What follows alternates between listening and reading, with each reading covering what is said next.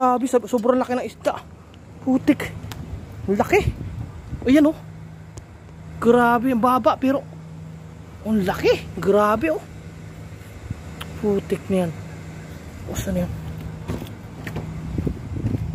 Ayun, sa kabila. Hindi siya makalis na ano siya, nakatihan siya dito. Ayun oh. Oh. Yung mga poste oh. Grabe laki.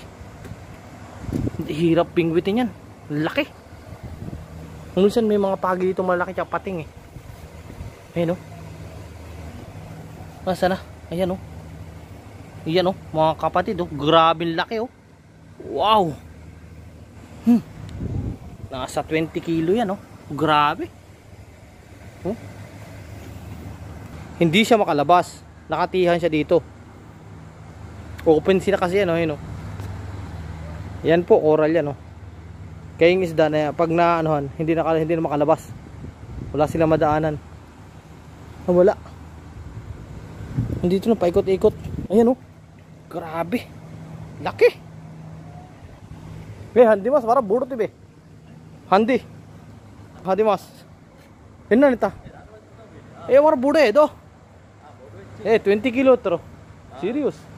25 taro do, adi. Adi.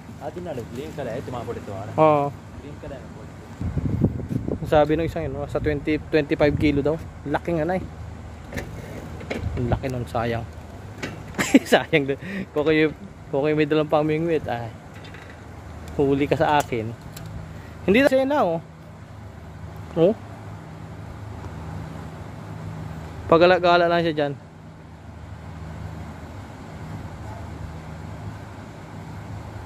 Ayan na. Palapit na oh.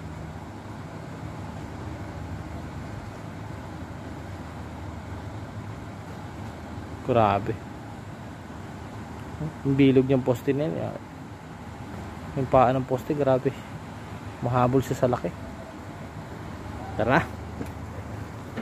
Nandito po tayo sa Maldives, kaya ang isda meron din dito. Ito naman, yan yung maliliit oh. Ayan oh, makikita nyo. Maliit lang yan oh.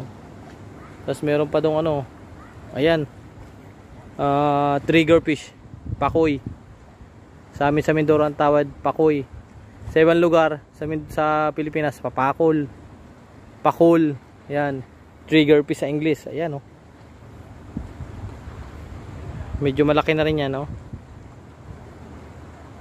Kita na dito, malayo tayo oh. Oh. Diba? Madami pong isda dito kahit hindi nyo na ilawan. Alright. Dami talaga oh. Dito naman, ito yun, anong tawag dyan? Banak. Yan po oh, malalaking banak oh. Grabe, dami din oh.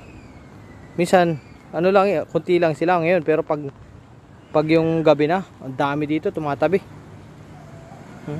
Mababait lang sila. Nawala na yung ano, kanina. Nawala na yung malaking ano, sumanga na yun eh. Laki na, talakitok.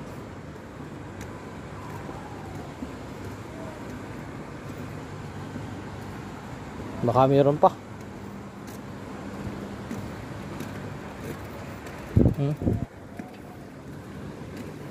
Baka bumalik na dun. Hindi naman siya makakalabas dyan oh. Dalkati dun oh, sa lugar na yan.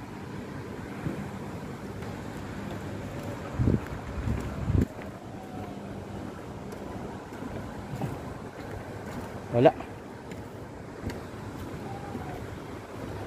Nandiyan lang eh, pabalik-balik, naghahanap ng ano, pugita. Okay na, tara.